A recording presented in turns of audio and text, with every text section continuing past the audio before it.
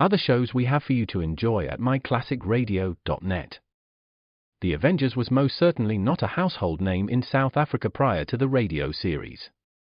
With no national television service until 1976, the mechanism simply was not present in the country to show television programs to mass audiences.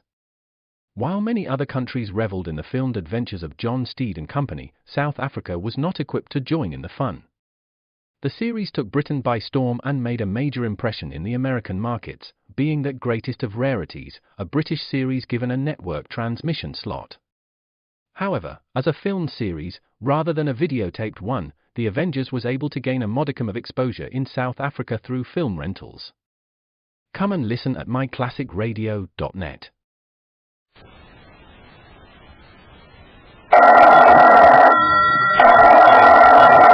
Calling all detectives. A man is killed in a locked, barred room. You're the detective. You know it was murder, but can you prove it?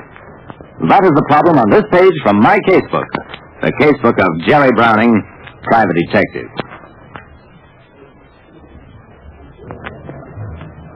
Let me, Jerry Browning, private detective, tell you something. There are killers so clever that they defeat themselves. I left police headquarters, walked to my car, got in, and drove straight to the Claymore Arms Hotel, where Stephen Holly lives.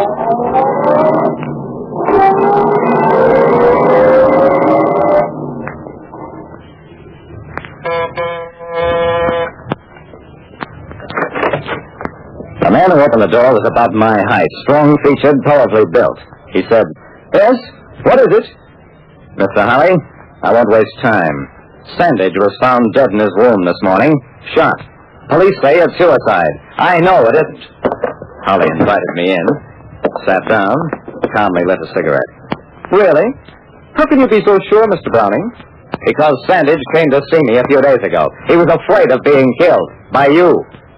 Holly didn't flinch. "John suffered from that delusion for years. Apparently it drove him to suicide. It was no delusion and it wasn't suicide, no matter what you or anybody else says." Holly smiled. "You intend to prove that I killed him?" I smiled too.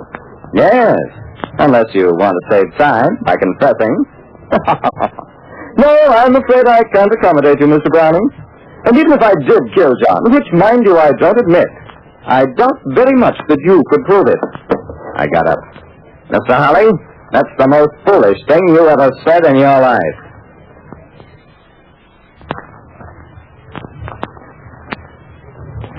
A man practically admitted committing a murder and defied me to prove it.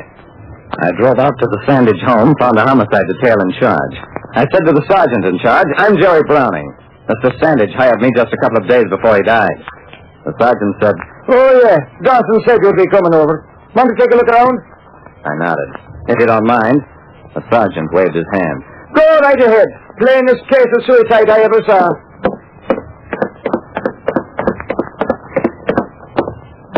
I went upstairs to the master bedroom where the body had been found. The first thing I noticed was that the bedroom door had been removed and was propped up against the wall. It was a very heavy, massive oak door, as were all the doors of the house. While I was standing there, I heard footsteps behind me. It was the sergeant. He said, "Looking at the door, Browning. Well, we had to take it off the hinges, the only way we could get in." I nodded. "Locked from the inside, eh?" "And how? Locked and on a chain besides. And look inside. Bars over the windows, a straight drop to the ground, no trees nearby, no other windows in line with this one. And we found a gun on the floor by the bed." "Do you still think it was murder?" "Did you check the room for strange fingerprints?" The sergeant was amused. "Sure. As soon as Dawson phoned, telling us you were at headquarters making a fuss. And we didn't find any fingerprints. What else do you want to know?" "Something you can't tell me. How the murder was committed." I spent the rest of the day in and around the Sandage house. The sergeant was right about one thing. There was absolutely no way anybody could have shot Sandage from outside the room. And no way for anybody to get into the room once Sandage had locked himself in. As I was leaving, the sergeant said, "By the way, what was the man so afraid of?" "He and another man were once in love with the same woman, Sergeant. She married Sandage years ago while he was a poor man, and she died before Sandage ever got a break." Sandage felt that his rival always blamed him for the woman's death. Well, thanks for your cooperation, Sergeant.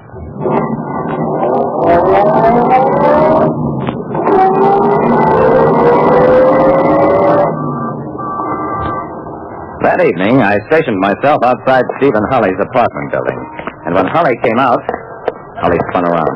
Why are you following me? I'm not following you, Mr. Holly. I just happen to be going your way. Pay no attention to me. You'll be seeing me around a lot. For the next week, when I wasn't prowling around the Sandage house, I was trailing Holly and making no attempt to conceal it. And late one evening, I'd followed Holly around the corner, found him waiting for me when I turned it. He said, Browning, this is intolerable. I will not be followed by you. I shrugged. Better get used to it, Mr. Holly, because I'll never let up until I get you. Holly tried to find a reserve of calm. Browning, you have to make a living. How much do you want to leave me alone? I shook my head slowly. Holly shouted, I'll kill you! That's what you wanted me to say, isn't it?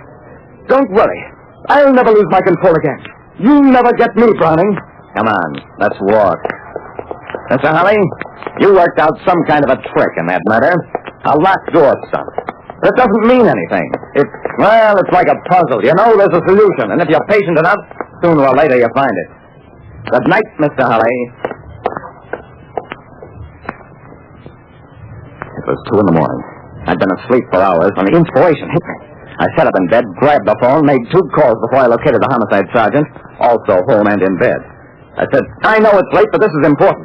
Sergeant, when your men took the door off Sandage's bedroom, did the screws come easily out of the hinges? I mean, if you could remove the door, then... Oh, the screws were rusted in. Yeah. Broke 2 of them. Yeah. Well, I'm sorry I bothered you. Good night. But the next morning, I was back at the Sandage house again. My dream image of that door being removed from its hinges was so real, I had to check it for myself. The sergeant was right, of course. Something like that would never escape his attention. I stood for hours before that door, still off its hinges. I rapped it, tested, practically beat my head against it because I knew that door held the answer. And then it came to me. My idea had been right, removing screws not from the hinge but from the lock. It was just a question of shifting attention, and I had it. I got the sergeant on the phone again. Come on over to the Sandage place. Yeah, I've solved it, but I don't want to touch anything without a witness. The door had a big ornate handle in keeping with its methodness. The screws came out of the lock at a touch, and behind the lock was a hole big enough to put a man's fist through. Or a revolver. That evening, I was waiting for Holly as usual. When he came out, I fell into step with him. I said, Well, Mr. Holly, I finally solved the puzzle, the trick with the lock. Now that I know how you did it, I'm satisfied. And I'm willing to talk money. Holly said, I'll give you $500. I shook my head. 5,000. But I'll take the 500 as first payment. Holly took out his wallet, removed some bills, handed them to me. And as he did, I'll take that money. Honey, you're under arrest for murder. Yeah? Trapping him was as easy as that, once we knew his murder mechanism.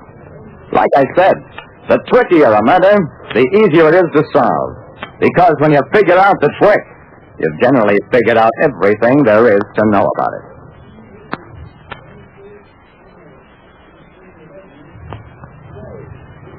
Listen next time to Calling All Detectives, mystery drama, mystery quiz, and a chance for you to match wits with yours truly, Jerry Browning, Private Detective.